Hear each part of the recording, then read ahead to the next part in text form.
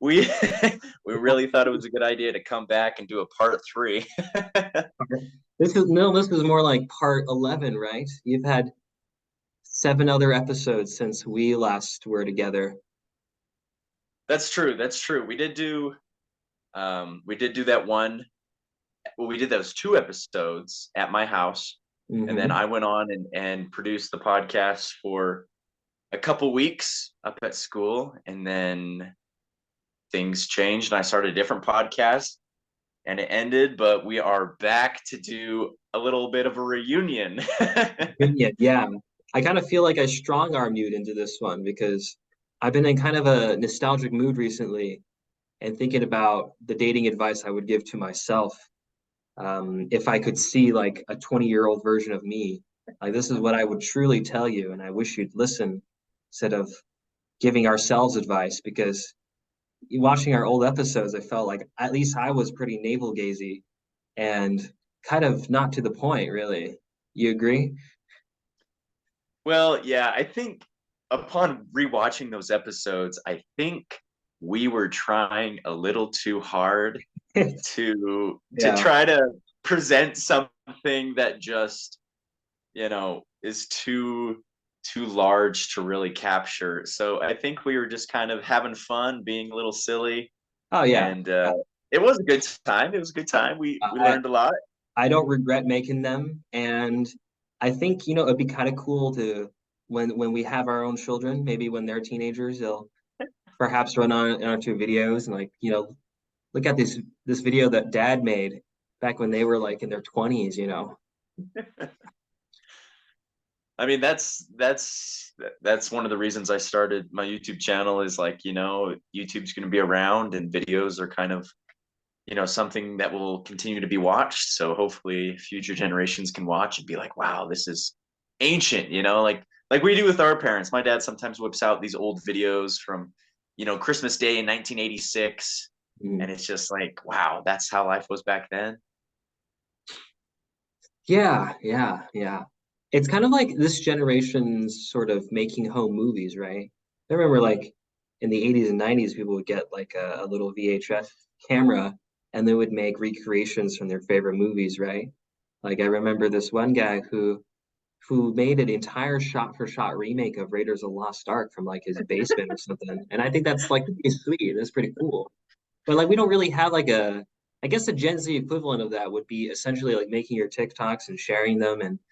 But yeah, I felt like yeah, this is kind of like our own version of boys dicking around and making podcasts and just shooting the breeze, really. I mean, there are worse things we could do. We could be loitering outside and smoking Pall Malls and dying when we're 40. You're right. There's definitely worse things we can do than making videos that get 30 views on YouTube.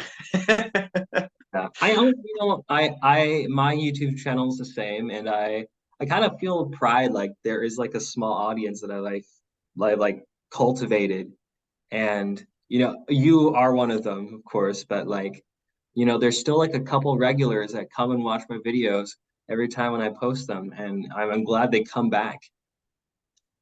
Yeah, well, I definitely agree because yeah, my videos get about the same number of views every single time. And I know it's the same people watching. It's not new people watching, it's the same people watching. And so I Yeah. really appreciate those 24, 25 people who for some whatever reason still believe in me and still come and watch my videos, even though they don't really care what I'm talking about. Yeah. I am. I tell you, I watch your videos every single time they come up, and I don't know half the things you're saying. And I watch all of yours too. So It's it's like it's good that we're it's a supporting morning each ritual. I usually watch your videos when I get up and I shave and I get everything ready for work. other. So it's kind of like my morning podcast, a morning Starting cup your day of off on the coffee if right I foot. drink coffee. So that's Yeah. good. Well, to those who may be watching for the first time, they're not the 25 people who watch every single time. This would be a return of non-professional dating advice, as I mentioned earlier, a little podcast well, some videos that eventually turned into a podcast that I originally started during COVID, and then Logan and I did a few episodes, and then like I mentioned, we did a few more while I was at school. So I think we'll just jump in and just chat and see how far we've come and see what's new and see what we got to say this time around. Yeah. I feel like both of us have definitely been around the relationship block, would you say? Yes, yes, that is so that episode we made 2 years ago, we both said, hey, we're very single, we need help, we don't know what we're Mhm. talking about. Since then, we've both had relationships, and we've kind of seen the other side of Mhm. dating. I feel like a lot of my videos in the beginning were like how to get a girlfriend, or how to get a girl to like you or whatever. Uh, But now we have a different perspective on things, and it kind of changes the name of the game. yeah, I mean, I think we were very aspirational back then. And so, I mean, at least for me, I hate to admit this, but I got to be vulnerable. Like, I felt like if I like achieved that relationship status and I've made it, right? But now that I've actually been in a relationship and been out of a relationship subsequently, it's great. I will not lie and say that being in a relationship is awful. Like it's a really good thing, but I think that being out of it has really taught me a lot of things about my own self-worth that actually play a lot into attracting people and being in a relationship in the first place. So, all kind of works circularly. And this is like the first time where I really felt like I've actually gone through the whole cycle instead of, wishing to go to that one half, that 180 instead of making for the rest of the 180. If you know what I mean, right? Yeah, I like what you said about you were kind of wishing uh to get there, and you thought like once you got there that it would be all these things, but really you only know what it's like once you actually get there, and then you realize that getting there is not the end, right? Like once you have a significant other, like that's not the end, like that's really just the beginning to creating an actual relationship, instead of just imagining things. And yeah, I think you learn so much more once you're in it, you Yeah. know and there's things that you can only learn once you're in a relationship, right? Like if you've never been in a relationship, or if you've only been casual in your dating life, then you just don't quite see the full picture. And I'm not saying we see the full picture. I mean, it takes more than one relationship to really understand and get a better picture. I think it's a lifelong endeavor, but it's definitely a different perspective. And like you said, yeah, going through the full cycle, the full circle, the full process, you learn a lot about yourself. You learn a lot about other people, and hopefully, at least in my mind, hopefully, I learn what I'm looking for, what I want, how I feel, and hopefully I not necessarily get better, but have a smoother process moving forward. I almost feel like it's different skill set. Like I feel like they should even be like separated. It's like, that courtship, that wooing, that chase. I feel like there's really only so much you can say about that. And then you actually get to the relationship part itself and you actually have that security of being one and one with another person. Then it gets like a whole lot more complicated. And I think it's just kind of human development at that point. And I'm pretty confident that even despite going through relationships, both romantically and with friendships or with family, like I can't say anything concrete about that because it's just so different than being able to riz somebody up. So yeah, it's been interesting. I think that's like kind of the thing that I would say is the biggest difference is that we never talked about that second half. We were just kind of very focused on that first half, which I can't really blame because I feel like most dating advice videos and articles just focus on the courtship. And, that's a hard part, I would say. But I think I mean, it's not even half the battle. I feel like it's just a quarter, or maybe even a little less. Yeah, that's a very good point. Like you can come up with tips and tricks and different methods for that first stage or that initial stage, and you can try, you know, 100 different things, but it's just it's just really only the beginning. That's the best way I can put it. Like, it's you're just cracking the surface, and then once it's like an iceberg, right? You get beneath the surface and you realize that there's just so many more things than just knowing how to talk to her or knowing how to dress or how to treat her, that plays into it, right? Ultimately, you're dealing with another human being who's very complex. We're all very complex, and when two complex people come together, it's a process, and it's work, and it's not just something that happens. It's something that, frankly, you have to work on, and it requires commitment, and a whole lot of other things that I am not great at. I haven't learned. You know, like, I still have a whole life ahead of me learning how to, you know, have healthy relationships. Yeah, But it's definitely something that's there. yeah. I've discussed this a little bit with you when we were texting, but I've been kind of working up a theory a little bit of, I call like the entry level theory. So I feel like, they're like the basics things, the basics that you can do to like attract somebody. And I think this like encompasses like mental health and physical health, grooming, stuff like that, which actually a lot harder because they're like things you work on for your entire life. Like obviously we're not going to be at peak physical health and peak mental health just like with a snap of the finger. But it's something that I feel like we can get good enough to the extent where we will attract people. But even though like we have all these things, it doesn't necessarily guarantee that we'll be locked in a relationship for like a long time. And I feel like a lot of us think like once we get the basics down, we're almost like entitled to a relationship where I feel like that's just not quite the case. I mean, it will definitely help you. And I think it's good that you have those basics. But I think by grace of just having those things doesn't mean you deserve a relationship, which I think could be kind of a hard thing to kind of come to terms with as it was for me. But it's kind of liberating in many ways because it just makes you realize that you're a lot more attractive to a lot more people than you actually think you are. Maybe even still now, but more so a couple years ago, like in high school and post high school. I felt like the way I approach relationships was very superficial. It was like, oh, I'm attracted to this person.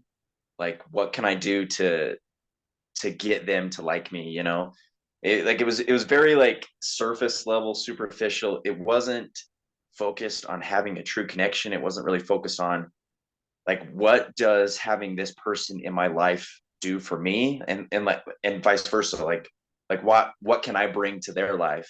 You know, like, how can I compliment them? It was, yeah, it was almost like fairy tale, like, where it was like, oh, that would be really cool if I went out with so and so, or if I was with, you know, who, and it just wasn't really real. You know, it was just it was just theoreticals. Yeah, yeah, crazy. I gotta tell you, it's my whole perspective on this whole thing is really changed. I guess I didn't really tell the podcast where I've been in the past 2 years, but we both graduated college. You're still in Utah, but I'm in Washington D.C. And for me, like going to Washington D.C. was kind of like my dream city. Like I wanted to get there, and I kind of had this little narrative in my mind that if I made it to the big city, get my big boy job in economic consulting and make the bag, like I'm qualified, I deserve a relationship.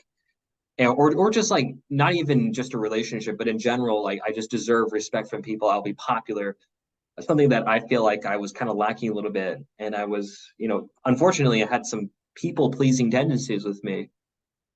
So, but I thought like, okay, maybe Utah doesn't like me. The people of Utah don't like me. But when I go to DC, like I will be so popular because I'm just like them. I'm just a pretentious guy who wants to make lots of money. And I moved to DC and I like hit a 6 month long depression. It was like one of the worst things I've been through in the last 4 years. Like I was really in a bad way. And it wasn't And I felt like, at that point, I was just so disappointed. Like I worked so hard to do all these basics that I've talked about. Like I've got the good job. I got a freaking great resume. I graduated magna cum laude and everything. And I'm not like that half ugly. I'm doing really, really well. But all these things that I thought I deserved, I didn't get. And so that really put me in like a bad space. But I've you've seen me like kind of change over bit by bit, and exercise and working has like really really helped with that, to the point where like I am like so much more comfortable just realizing that all these things that I've like chased for, they're good for me, like they're not wastes of my time. um but it's not the be all end all. Like I feel like I've learned a lot from them, but it doesn't necessarily qualify for me for anything other than just baseline attractions. And I think once I realized that, like I've really like lifted off a shoulder, or like at least an expectation that I can start doing things for my own pleasure now. And I don't really need to have an audience, and I just ran 15 miles and I didn't need to do it because I wanted to impress Meg or whatever like that. I just did it because it was my pleasure. And so that's something that I really wish I told myself, is you don't have to be such a tryhard for something beyond you, something external. Be a tryhard because you want it. So that's kind of how I've taken. Kind of as I was listening to you, what you said, um, while a lot of our advice in the old episodes were perhaps a little silly or a little, lighthearted. Something I do remember us mentioning that you mentioned as well is focusing on yourself and doing things for yourself, and like making sure um, that you're happy and that you're taken care of, and that you do stuff for yourself and not just for others or whatnot. I do think that when we said that, like, that was good, and I do think that's still definitely true. Is ultimately, I believe, like, if you're not well with yourself, like if you don't like yourself, or if you don't feel good about yourself, it's going to be really hard to really give love and attention to someone else, when you have a hard time loving yourself, right? But it's easier said than done, and in today's world, it's really tough. We live in a world of comparison, and it's just so hard to avoid that and to navigate through that.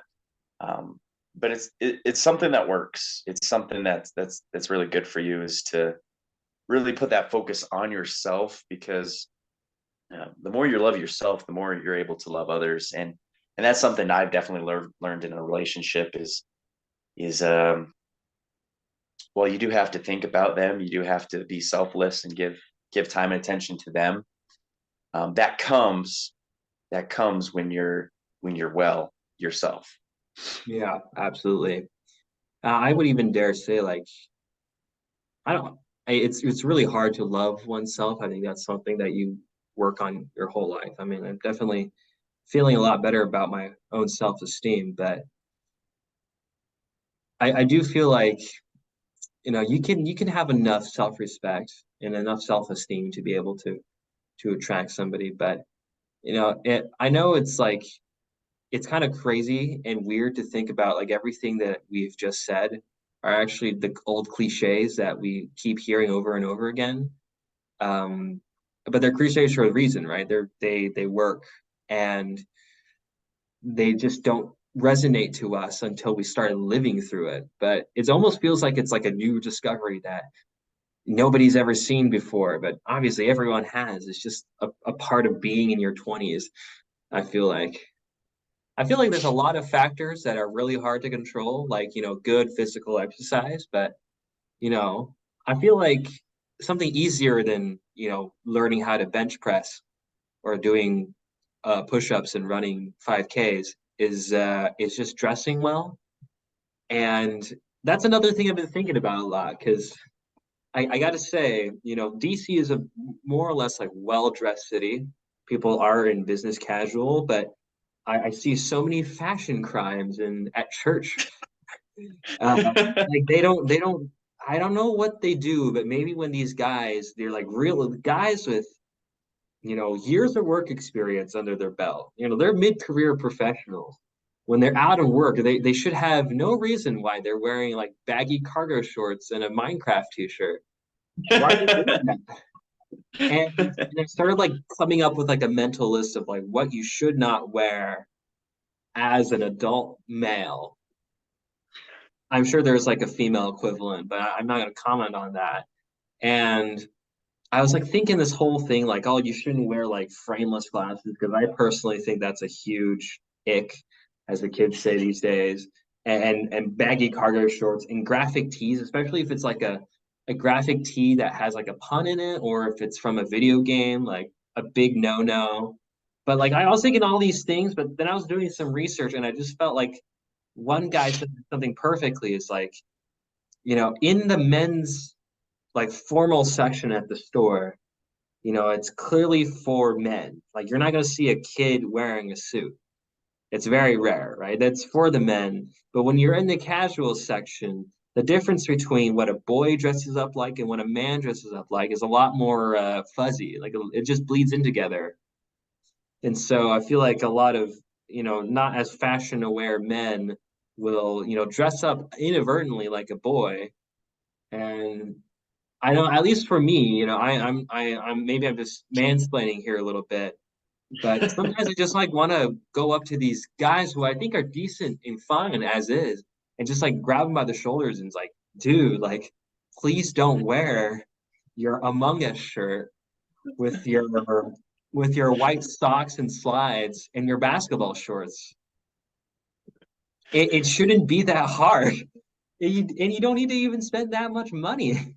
Just go to like a Goodwill or DI and just buy a nice pair of khakis or something like that. Dress up like you're going to work.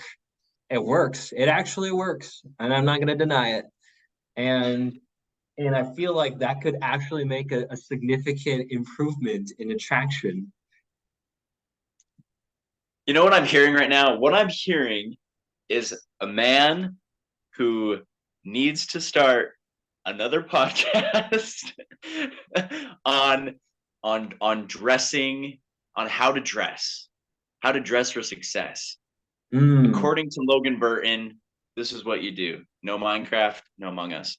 maybe I said all I've had to say about the subject, but I'm by no means a fashion expert. But I think it just takes at least an eye to pay attention to, and you'll start realizing that, yeah, I mean, there is kind of like a dress code for a reason because it looks good, right? Yeah, it's hard to deny how good it looks when you have like a nice pair of slim khakis or some dress slacks and some Oxfords. You're ready to go. I even bike on clothes like that, and so I've developed a bit of a reputation for biking around dressing like that. But that's another story. But yeah, I mean, do you not agree? I feel like maybe I'm just saying hot takes here. Maybe I'm actually like anti good fashion. Is that whatever? It's literally 12 o'clock right now.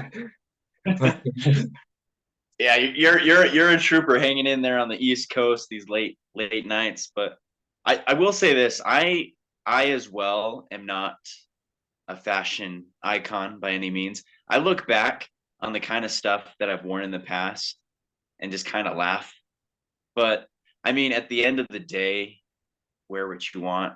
But also, I will say this: whenever I go out, even if I'm just going to the store or going to someone's house, like even if I'm not going to a specific event, like I'm just literally leaving the house and going to another location, I usually put on some not super nice clothes, but like a shirt that I think looks cool, and yeah, some shorts or some pants or some bottoms that look good. I try to go out feeling good, and there's that thing that if you look good, you feel good, right? And so, I mean, I do think most people have some sort of idea of what kind of clothes make them feel good, and yeah. they wear those and kind of show off their best. Oh, I do know a lot of people are really into fashion, like when they're looking for somebody to date or somebody to, kind of be friends with or whatever, they look at kind of what they wear. And I think we all do that, but some people like really look into it. I've never really been someone who like really there. I feel like most of the time when I do see men who dress up like boys, they don't. It's a better way of putting it. uh, okay. Yeah, yeah. They just. I know, like deep down, they're really solid guys, but they come off as a little shy. And I'm not going to speak for them, but I feel like if they had like a better outfit, like just maybe even one outfit, and they saw themselves in the mirror, I think that would like really help their confidence. Because ultimately, when it comes down to it, I really do feel like clothes can like play a good role in your confidence. I mean, I feel really good with this coat on, and and I feel better in this than I do with my other outfits that I, maybe just throw on because I need to go to work and I don't really want to, gussy myself up. So yeah, I mean, obviously a difference in some of the outfits that you wear. It's just, you don't want to shoot yourself in the foot when you don't like anything you wear, right? Yeah. I mean, it's kind of funny. There's, kind of this joke that goes around that people have 100 outfits or however many outfits it is, pairs of shoes, and they open their closet every morning and they're like, I have nothing to wear. They, Yeah. they go they go through all their shirts, their pants, their shoes, everything. And they're like, I don't like any of this stuff, even though even though at one point they obviously did, and obviously they don't like it, but it's just funny that you know sometimes what we have is not good enough, Yeah. and we're always looking to try to dress to impress or be better in whatever aspect, specifically fashion for this topic. But I always find that funny when people have clearly they have stuff to wear, but they have nothing to wear. Yeah.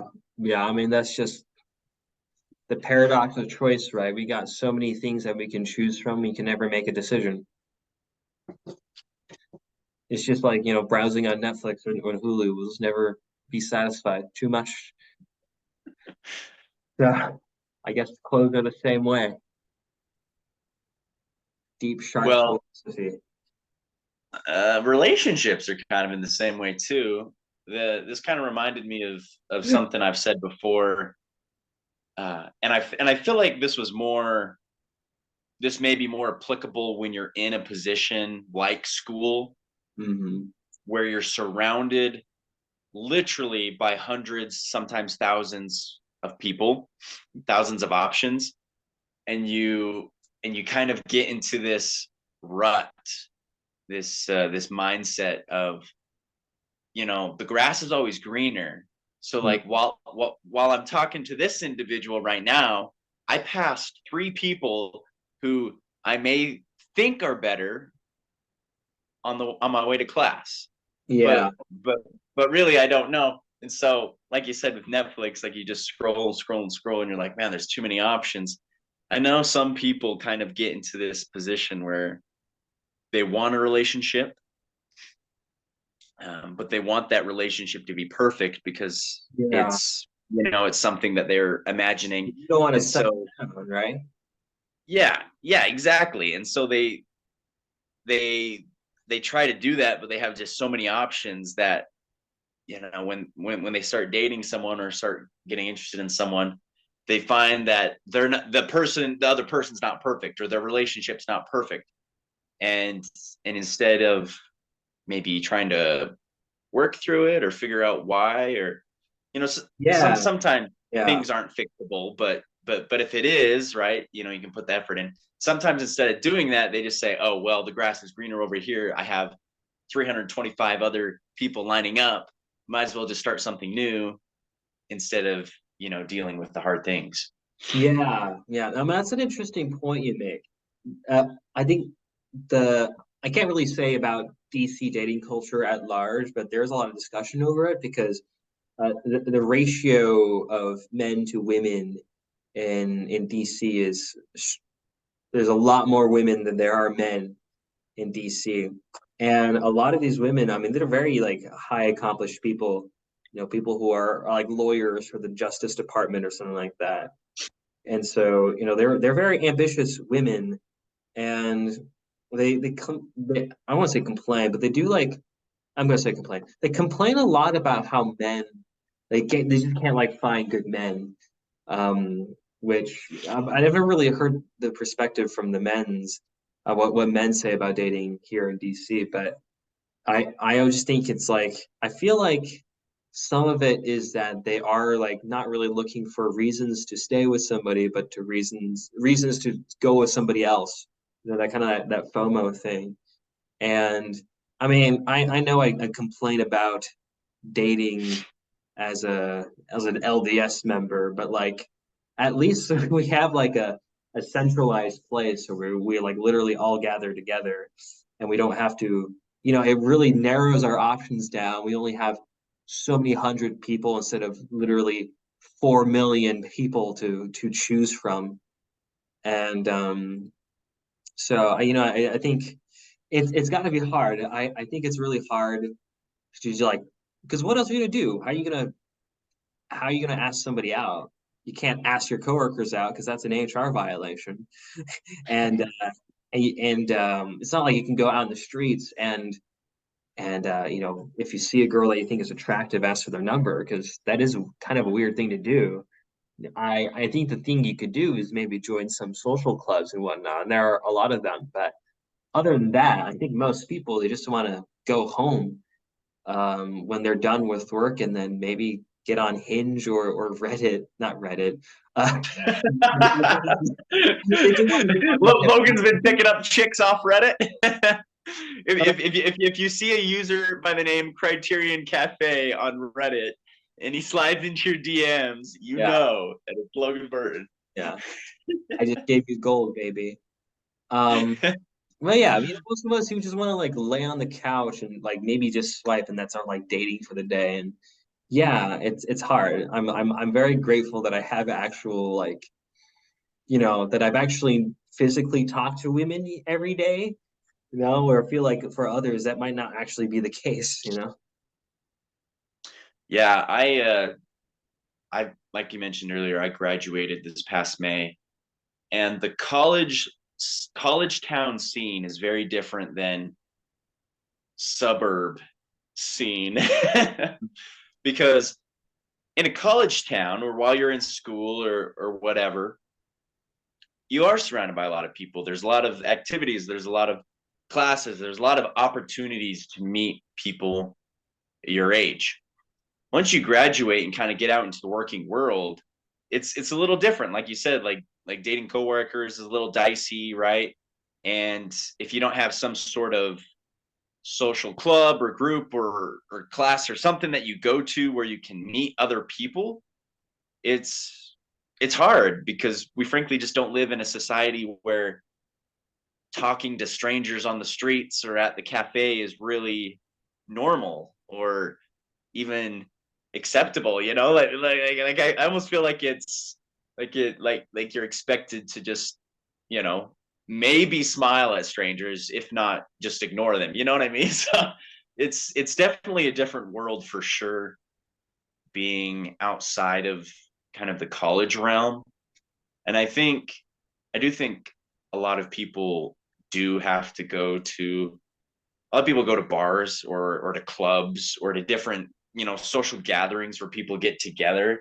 That's how a lot of people meet outside of, the college setting. Whereas like you mentioned, being a part of the Church of Jesus Christ Latter-day Saints, they have, literally meetings every single week, or any other religion that meets, weekly. Like that provides an opportunity to actually like see people. But yeah, I do think once you get into the professional working world, life gets busy, life gets tough, gets more stressful. And so yeah, you get home, you throw on your sweats, you throw on a show in the background, and yeah, you casually swipe. You're not even looking at their names, you're just looking at their photo. So Yeah. it's just it's just different. And I haven't really been in the dating world for quite a while now. Hmm. Um, I've been out of the online dating world even longer. So both these things are actually kind of not necessarily foreign, but um, definitely different than they were, back when I was kind of in that realm. So definitely an adjustment that is going on for me. Um, but it's it's different. It's different. Godspeed, Kyle Brennan. Once you're in a relationship and once you're out of it, you're just like, that was a thing, right? I don't know, at least for me, like it definitely was hard to break up, but like coming and going through it, it just felt like, well, nothing like really, I don't felt like nothing about me changed, at least in the sense of I didn't feel like I physically changed. It didn't really hurt me in the long run. And now you can feel comfortable about not being in a relationship. Now your in-laws will never pester you about like, oh, are you dating anybody? Now at least you can tell them, well, I broke up with somebody. And then they'll be off your back. No, they'll stay on your back. They'll be like, "Oh, let's get you set up with somebody else. Let's get the ball Mm. rolling." Yeah. That's why I moved 2,000 miles away from my in-laws. Not in-laws, but If you you know, can't beat them, just leave. just go 2 time zones to the east. They won't reach you there. Yeah, no more family reunions unless they come over here. Yeah. I Well, should I be mean, due while back. while we're on the topic of, I mean, the whole episode's been the topic of, relationships and dating. I am curious, kind of what you feel like you learned while you were in that most recent relationship, kind of how you changed, or how you see things differently, or maybe just kind of overall thoughts Oh, now that it's been a little bit. that's a good question because I don't feel like that's something I've asked myself, even though I should. I feel like what I said before kind of ties in a lot to when I broke up with her. Um, it really taught me the it really taught me that love isn't everything, I guess you could say, in that I feel like I was the more romantically inclined one in the relationship, and I was the one that was more eager to like make everything work despite kind of the things that were big big big friction points for us. I mean, I won't say like we were like arguing and bickering over things, but there were some kind of incompatibility issues, I would say, where I was I've never felt entirely secure about how she felt about me, and she would feel bad about how she would make me feel this way. And so I think those two things are not necessarily like both our faults. I feel like that's something that we naturally had to go through. Um and so that just made me really realize that I was under the impression like, yeah, I can work over this. Like one day I'll feel more secure. And she was also moving back home to Chicago for the summer. It was just the summer, and it's like only one time zone away. Like, oh, we could definitely make this work. We can still call each other every day. We already do that sometimes, but like I think really in the end it wouldn't have worked, and I would have had those feelings kept on festering. So really taking a step back, like yeah, like I don't my passion and my romance isn't going to save the whole thing. You're gonna have something more than that. And I don't think that really cheapens a relationship in any way, but at least I think it actually just strengthens it a little bit more. So, it was, I think out of the whole relationship, I don't want to badmouth her, and I still think she's a really great person. And I don't agree with her. I don't agree with what she's done. But it's not my position to get angry at her. And I think why it didn't work is ultimately because, we're two people with complex feelings that we had a hard time reconciling with. And so I think that's kind of what I've learned over the relationship. It's that, yeah, sometimes it's just beyond that attraction, beyond that kind of that romance. Because I mean, it was no doubt we were attracted to each other, but what comes beyond that, I think that's something that's really what keeps the glue together. Yeah, I like what you say because I think when we were initially talking about what we were talking about in past videos, I think a lot of that ultimately is focused on the initial attraction and kind of the uh, infatuation side of things, and just things that if they aren't paired with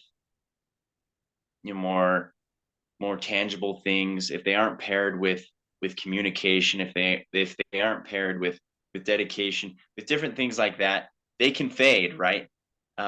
Or they could even stay there, but without a solid base, without any progress forward, you know they really ultimately just fade away. Yeah, you can still be attracted to someone, you can still like the idea of being with someone, but like you said, there has to be something that holds it together. There has to be some reason to stay, some reason to work together to make it work.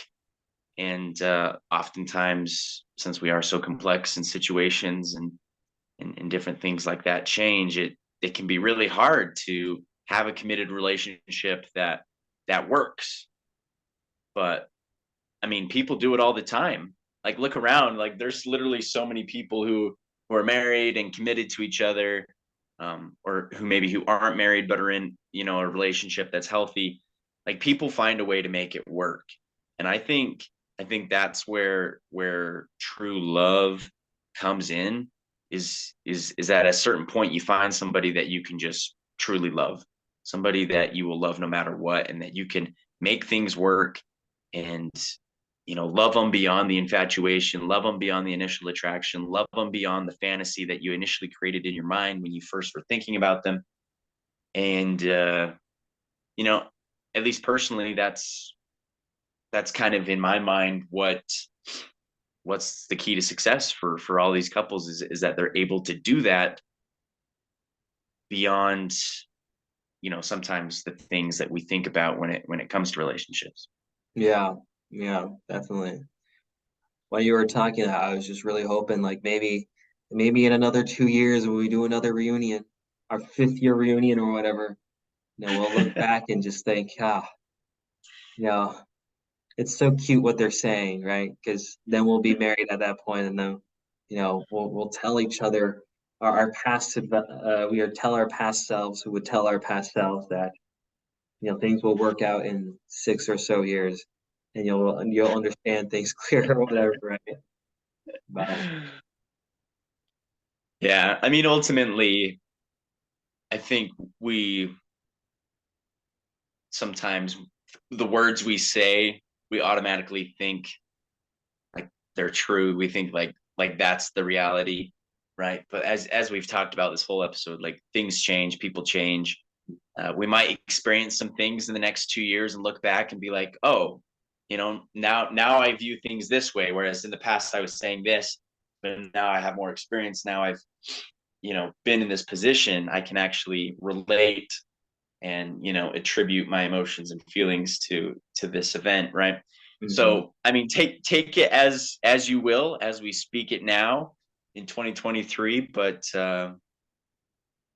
I'm just excited because I know that we will continue to grow, Mhm. as all people hope to do. And it's just it can be scary. The future can be scary. It can be the unknown, but it's also exciting, right? It's also, there's this element of